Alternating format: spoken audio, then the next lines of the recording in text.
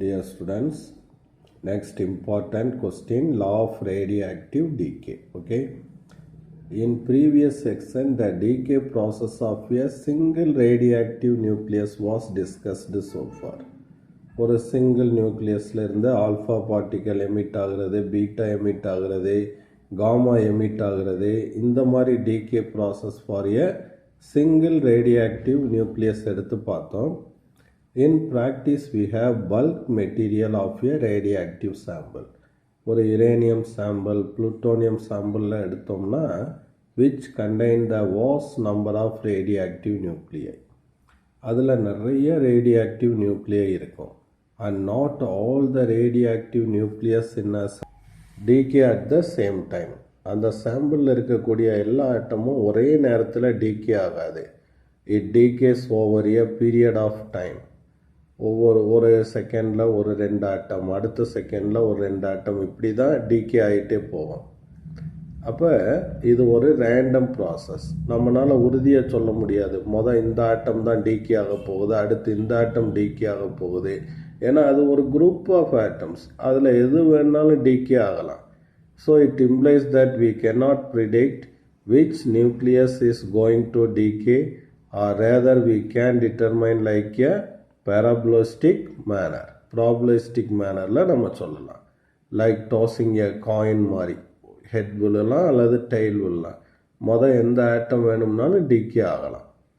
அப்போ நம்ம இப்போ என்ன பண்ண போகிறோம்னா we can calculate approximately how many nuclei in a sample are decayed over a period of time.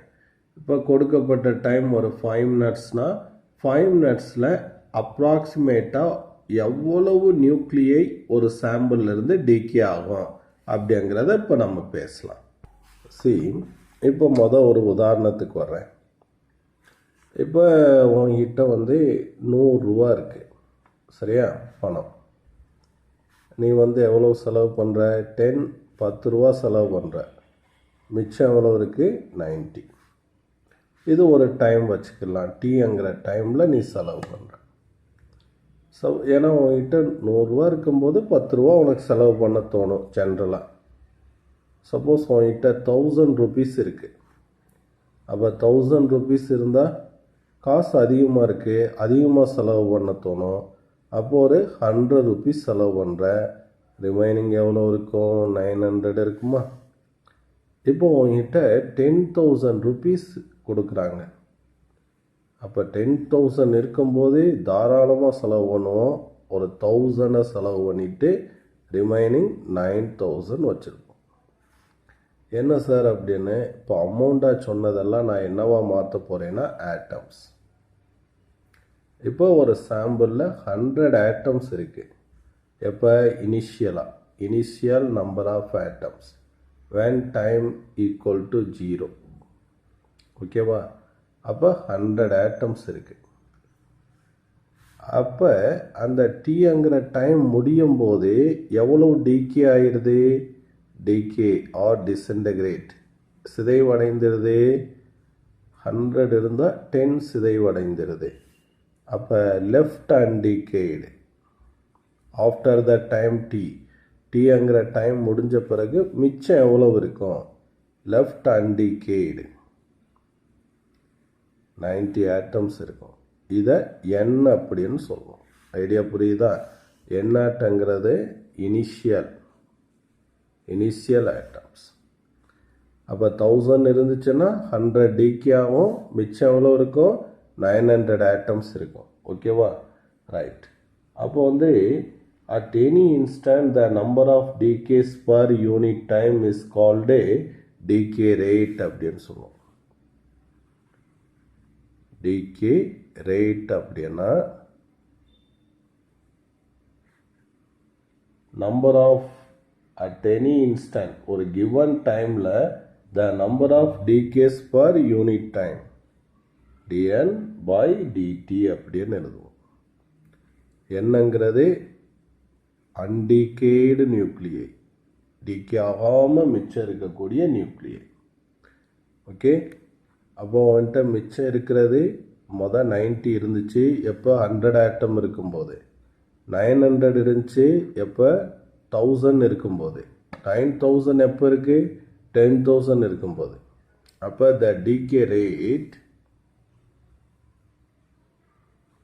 எப்படி இருக்கும்? It proportional to the number of atoms present at that instant. So அதிகமான ஆட்டம் கையில் இருந்துச்சுன்னா அதிகமாக டீக்கே ஆகும், கம்மியாக ஆட்டம் இருந்துச்சுன்னா கம்மியாக டீக்கே ஆகும். ஓகேவா? அப்போ இந்த இடத்துல நான் என்ன பண்ணுறேன்னா, இந்த ஈக்குவேஷனில் ஒரு மைனஸ் போடுறேன். மைனஸ் ஏன் சார் போடுறீங்க அப்படின்னு கேட்டிங்கன்னா, டைம் இன்க்ரீஸ் ஆக என்ன ஆகிட்டே வரும்? டிகிரீஸ் ஆகிட்டே. ஐடியா புரியுதாப்பா? டைம் இன்க்ரீஸ் ஆக என் டிகே ஆகி குறைஞ்சிக்கிட்டே வரும். ஓகே, இப்போ இந்த ப்ரொபோஷ்னாலிட்டியை எடுத்துகிட்டு நான் என்ன போடுறேன் அப்படின்னா, ஈக்குவல் டு போடும்போது ஒரு constant. The constant lambda is called decay constant. Decay constant அப்படின்னு சொல்கிறேன். ஓகேவா? ரைட். இப்போ இது ஒவ்வொரு மெட்டீரியலுக்கும் இதனுடைய வேல்யூ எப்படி இருக்கும் அப்படின்னா டிஃப்ரெண்ட்டாக இருக்கும். ஓகேவா? அண்டு இதிலேருந்து என்ன பண்ணுறேன், டிஎன் மட்டும் இங்கே வச்சுக்கிறேன், டிடி அந்த சைடு அனுப்பிடுறேன், மைனஸையும் அந்த சைடு கொண்டு போயிடுறேன். அப்போ டிஎன் எதை காட்டுது அப்படின்னா, number of nuclei decaying in the time interval d t. டிடிங்கிற டைமில் எவ்வளவு டிகே ஆகுதுங்கிறத காட்டுது. இப்போ நம்மளுக்கு தெரியும் டி ஈக்குவல் டு 0 அப்படிங்கும்போது எவ்வளோ நம்பர் ஆஃப் நியூக்ளியை மொத்தம் இருந்தது? N0 நம்பர் ஆஃப் நியூக்ளியை மொத்தம் இருந்தது. ஓகேவா? இப்போ என்ன பண்ண போகிறேன் அப்படின்னா, இந்த எண்ணை இந்த சைடு கொண்டு வர்றேன், dn/n. இங்கே minus lambda t dt. Now I integrate this equation. dn/n minus lambda dt. இங்கே டைமை இன்டகிரேட் பண்ணோம். ஆரம்பத்தில் டைம் 0, tங்கிற duration வரைக்கும் நம்ம எடுத்துக்கிறோம். இங்கே n initial number of atoms n0, கடைசி அன்டிகேடாக இருக்கிறது n. ஓகேவா? ஃபார்முலா சொல்லுங்கள் பார்ப்போம். dxனா x, 1/x dxனா log x, நம்ம ln x அப்படின்னு போட்டுக்கிறோம். இந்த ஃபார்முலாவை இந்த இடத்துல நான் யூஸ் பண்ணுறேன். ஓகேங்களா? அப்போ dn/n என்னது? ln n. Limit n n0 minus lambda outside வச்சுக்கோங்க, t dt இன்டகிரல் பண்ணால் t. லிமிட் சப்ஸ்டியூட் பண்ணிங்கன்னா first upper limit, okay, first upper limit minus lower limit. இங்கே அப்பர் லிமிட் மட்டும்தான், minus lambda t. Log a minus log பின்னா என்னது? Log a by b equal to minus lambda t. Exponential எடுத்தால் log என்ன ஆயிரும்? Cancel ஆயிரும். அந்த side என்ன வந்துடும்? எக்ஸ்போனன்ஷியல் வந்துடும். அப்போ n ஈக்குவல் டு என்ன கிடைக்குது? n0 into e power minus lambda t. அப்போ this is called law of radioactive decay அப்படின்னு சொல்கிறாங்க. அப்போ n எதை காட்டுது அப்படின்னு கேட்டோன்னா, number of undecayed nuclei present at that டைமை காட்டுது. n0 எதை காட்டுது அப்படின்னா, number of nuclei present initially t equal to 0 ஆகும்போது. அப்போ டைம் ஆக இங்கே இந்த டிகே எப்படி நடக்குது? Decay occurs exponentially. டைம் எடுத்துக்கிறோம். இங்கே நம்பர் ஆஃப் அன்டிகேடு நியூக்ளியை எடுத்துக்கிறோம். t ஈக்குவல் டு 0 ஆகும்போது இந்த இடத்துல n0 இருக்குது. டைம் இன்க்ரீஸ் ஆக எக்ஸ்போனன்ஷியலாக டிக்ரீஸ் ஆகும். அடுத்து டைம் இன்க்ரீஸ் ஆக ஸ்லோவாக டிக்ரீஸ் ஆகும். முக்கியமான விஷயம் என்னென்னா, ஒரு சாம்பிளில் இருக்கக்கூடிய complete number of atoms decay ஆகிறதுக்கு இட் டேக்ஸ் இன்ஃபைனைட் டைம். அதனால் இந்த கிராஃபை டச் பண்ணிடக்கூடாது. அதுக்கு ஒரு உதாரணம் சொல்கிறேன். இப்போ ஜப்பானில் வந்து ஹிரோஷிமா நாகசாகியில் என்ன பிளாஸ்ட் பண்ணாங்க? Atom bomb. That is radioactive material, யுரேனியம்லாம் அதில் இருந்தது. ஸோ அது டீகே ஆகி இன்றைக்கும் அதிலேருந்து ரேடியேஷன் வந்துக்கிட்டே இருக்குது. அது கம்ப்ளீட்டாக எப்போ டீகே அந்த எஃபெக்ட் கம்ப்ளீட்டாக முடியும்னா முடியவே முடியாதுன்னு நம்ம எல்லாம் ஹிஸ்டாரிக்கலாக படிச்சிருக்கோம். அது காரணம் என்னென்னா, அந்த சாம்பிள் முழுவதும் டீகே ஆகிறதுக்கு it takes infinite time. Okay students, see, number of atom is decreasing exponentially over the length of the time. This implies that time taken for all the radioactive nuclei to decay will be infinite. This is very familiar question. Okay va? அப்போ இங்கே பாருங்கள், எக்ஸ்போனன்ஷியலாக degrees ஆகுது. இந்த கிராஃபை touch பண்ணிடக்கூடாது. இது ரொம்ப இம்பார்ட்டண்டான விஷயம். ஓகே, அடுத்து வந்து நம்ம என்ன இதை டிஃபைன் பண்ண போகிறோம்னா ஆக்டிவிட்டி அல்லது டீகே ரேட். அப்படின்னா என்னதுன்னா, ஒரு சாம்பிளில் உள்ள நியூக்ளியை ஒரு செகண்டில் எவ்வளவு டீகே ஆகுதோ அதுதான் டீகே ரேட் அல்லது ஆக்டிவிட்டி அப்படின்னு சொல்லுவோம். Number of nuclei decay per second, it is denoted as R அப்படின்னு சொல்லுவோம். The activity R is a positive quantity அப்படின்னு சொல்கிறோம். இப்போ வந்து ஆக்டிவிட்டி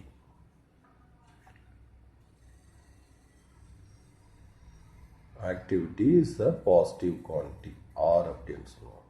அதாவது decay rate of decay dN/dt. So என்னங்கிற இடத்துல என்ன போட்டுடலாம்?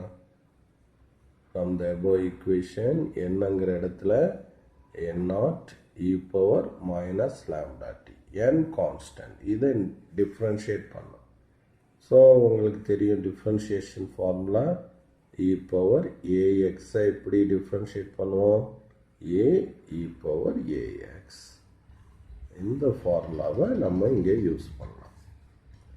அப்போ r ஈக்குவல் டு n0, இதை டிஃப்ரென்ஷியேட் பண்ணால் மைனஸ் லேம்டா தான் இங்கே A, minus lambda e power minus lambda t. அப்போ R equal to minus lambda N not.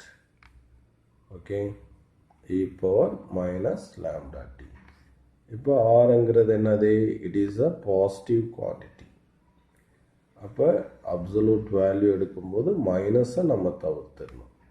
அப்போ lambda N naught e power minus lambda t. அப்போ r equal to இங்கே lambda n0க்கு பதிலாக நான் என்ன எழுதுறேன் அப்படின்னா r0. okay, so where r0 equal to lambda n0. okay students, so this is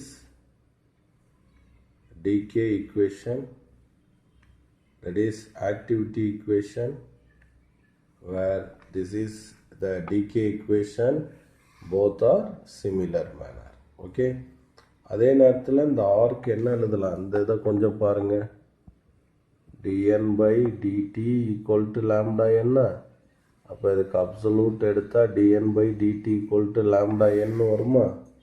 so similarly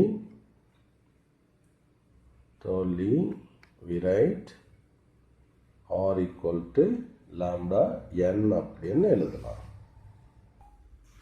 So here given equation implies that the activity at any time t is equal to product of decay constant and a number of undecayed nuclei.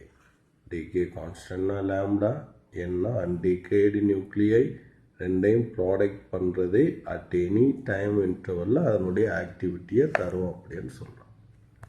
அடுத்து SI unit of activity என்னது அப்படின்னு கேட்டேன்னா it is Becquerel. Becquerel, Curie, Rutherford இவங்கெல்லாம் வந்து இந்த radio ஆக்டிவிட்டியில் involve ஆன scientist. So அதனால் அவங்க நேம்லேயே நம்ம என்ன கொடுத்துட்றோம் அப்படின்னா யூனிட்டை கொடுத்துட்றோம். பெக்கரல் அப்படின்னா ஒரு செகண்டில் ஒரு நியூக்ளியை டிகே ஆகணும். அதாவது 1 becquerel is equal to 1 decay per second. Okay. And a standard unit ஒன்று வச்சுருக்கோம், that is called curie.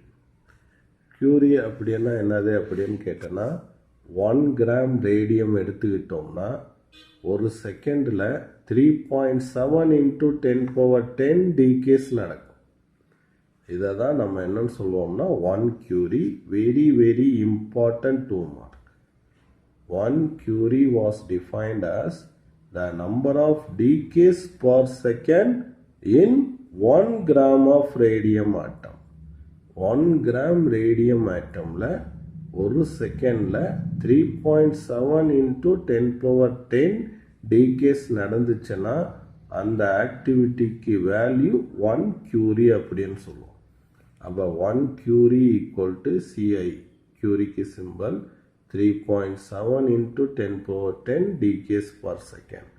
So decays per second அங்கிறது என்னது பெக்கரல். அப்போ curie பெக்கரலுக்கும் உள்ள ரிலேஷன் பாருங்க. 1 curie equal to 3.7 into 10^10 becquerel. Students, இப்போ அடுத்து நம்ம பார்க்க போகிறது half life. It is difficult to calculate the time taken by a given sample of n atoms to decay completely. ஒரு n atoms கம்ப்ளீட்டாக டிகே ஆகிறதுக்கு இன்ஃபைனைட் லைஃப் டைம் ஆகும்னு எடுத்துக்கிறோம். சரியா? அப்போ எல்லா எலமெண்ட்டுக்கும் இன்ஃபினிட்டி லைஃப் டைமாக இருக்குது. அப்போ எது ஃபாஸ்ட் ரேடியோஆக்டிவ் எலமெண்ட், எது ஸ்லோ ரேடியோஆக்டிவ் எலமெண்ட்னு நம்ம ஐடென்டிஃபை பண்ணுறதுக்கு நம்ம என்ன பண்ண போகிறோம் அப்படின்னு கேட்டோன்னா, some fraction of atoms initial அமௌண்ட்லேருந்து அது குறையிறதுக்கு எவ்வளோ டைம் ஆகுங்கிறத கால்குலேட் பண்ண போகிறோம். அதுக்கு நம்ம இன்ட்ரடியூஸ் பண்ணக்கூடியது ஆஃப் லைஃப். இப்போ ஒரு சாம்பிளில் 100 ஆட்டம்ஸ் இருக்குன்னா அதில் பாதி 50 ஆட்டம் டிகே ஆகிறதுக்கு எவ்வளோ டைம் ஆகும். The half life was the time required for the number of atom initially present to reduce to 1/2 of the initial amount. So ஆரம்பத்தில் இருந்த ஆட்டமில் time required for the number of atom initially present. ஆரம்பத்தில் எவ்வளோ ஆட்டம் இருக்கோ அதில் reduce to 1/2, half-ஆக குறையிறதுக்கு எவ்வளோ time எடுக்குதோ that is half life. This half life is important characteristic of every radioactive sample அப்படின்னு சொல்லுவோம். Some radioactive nuclei are known to have very high long as 10^14 years. சில radioactive நியூக்ளியில் அதனுடைய life time of life பார்த்தோன்னா 10^14 years கழித்து தான் பாதியாக குறையும். சில நியூக்ளியில் வெரி ஷார்ட் ஆஃப் லைஃப் 10^-14 செகண்ட்லேயே அது பாதியாக மாறும். இப்போ இதுக்கு ஒரு எக்ஸ்போஷனாக நம்ம டெரைவ் பண்ணலாம். இப்போ T equal to 0 ஆகும்போது இனிஷியல் நம்பர் ஆஃப் நியூக்ளியை N0 இருக்கு.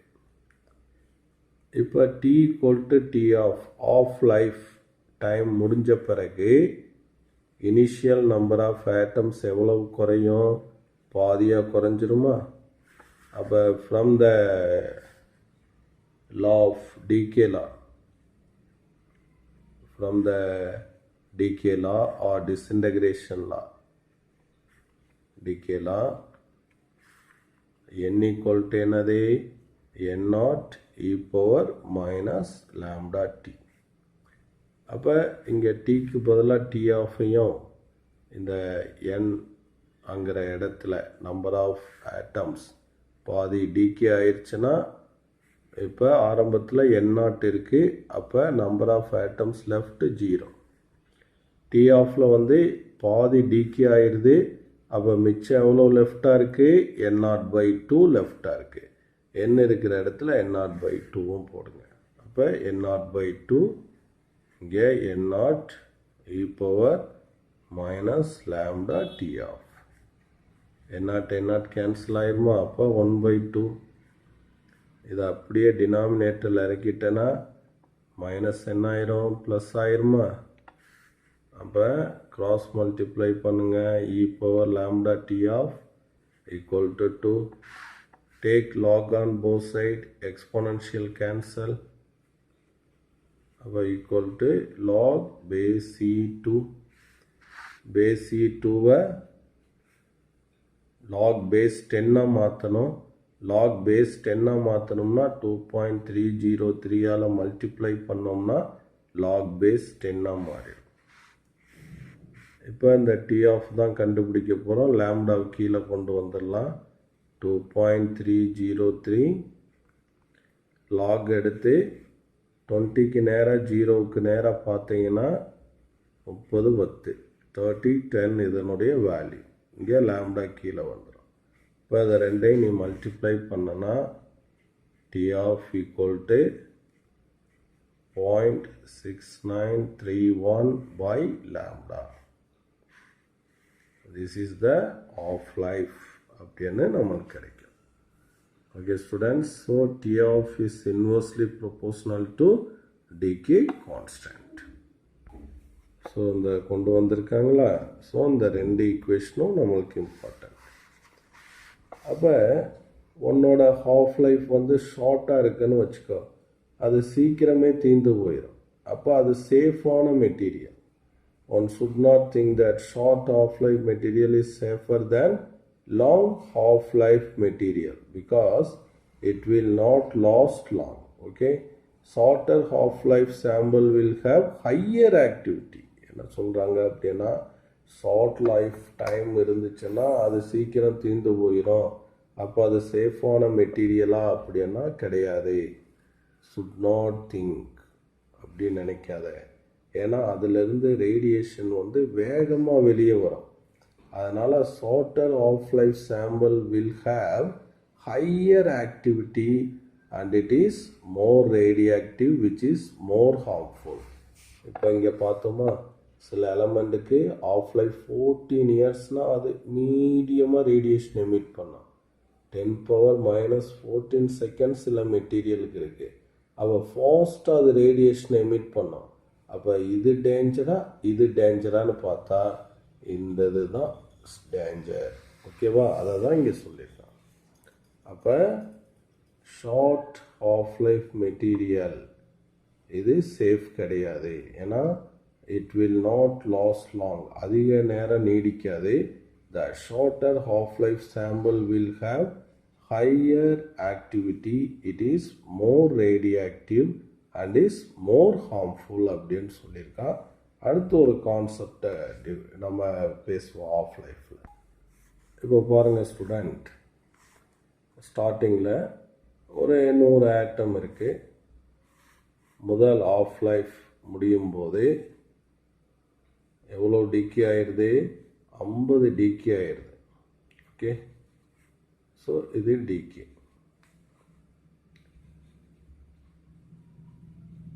எவ்வளோ மிச்சம் இருக்குது? லெஃப்ட்டு டிகே போக மிச்சம் எவ்வளோ இருக்குது? 50 இருக்குது. இப்போ இது n0.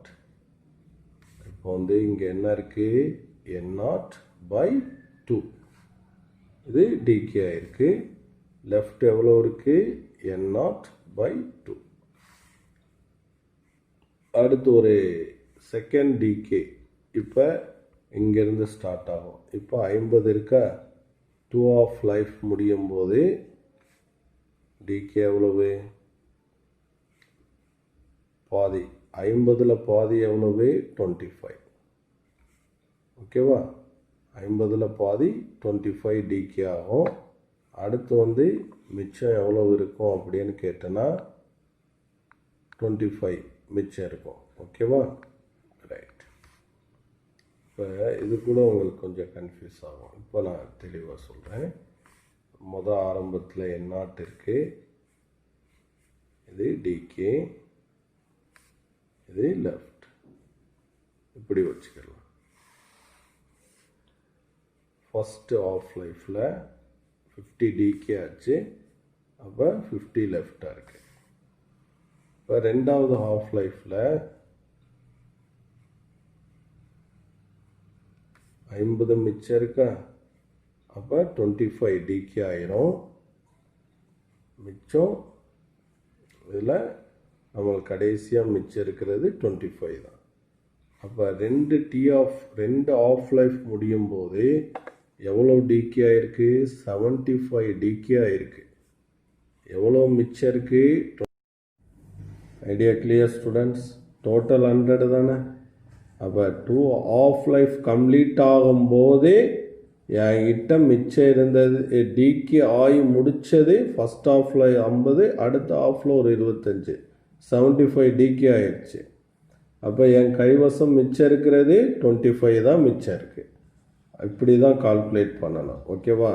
அப்போ ஃபஸ்ட் ஆஃப் லைஃப் முடியும் போது நம்பர் of atoms left undecayed N0/2. Second half life முடியும் போது N0/4. தேர்ட் ஆஃப் லைஃப் அப்படியே கண்டினியூ பண்ணனா N0/8. எல்லாத்துலேயும் என்ன பண்ணிட்டு வர்றேன்? 1/2ஆல் மல்டிப்ளை பண்ணிகிட்டே வர்றேன். ஃபோர்த் ஆஃப் லைஃப் முடியும் போது N0/16. இப்படியே கொண்டு வரலாமா? அப்போ number of number of atoms undecayed எப்படி எழுதலாம்? 1/2n times N0. First half லைஃப்னா 1ன்னு போடு, N0/2. செகண்ட் ஆஃப் லைஃப்னா 2ன்னு போடு, N0/4. தேர்ட்னா 3ன்னு போடு, N0 1/8, N0/8 அப்படின்னு கிடைக்கும். ஓகேவா? அதை பற்றி தான் நம்ம இங்கே பேசியிருக்கோம். N is an integer or non-integer. Okay, இப்போ அது இந்த படத்தில் கொடுத்துருக்கான் பார்த்தீங்களா? அழகா இது ஃபஸ்ட் ஆஃப் முடியும் போது N0/2 அங்கிற அளவு அங்கே மிச்சம் இருக்குது. 2 ஆஃப் முடியும் போது N0/4 மிச்சம் இருக்குது. 3 ஆஃப் முடியும் போது N0/8 மிச்சம் இருக்குது. 4T ஆஃப் முடியும் போது N0/16 மிச்சம் இருக்குது. ஓகேவா?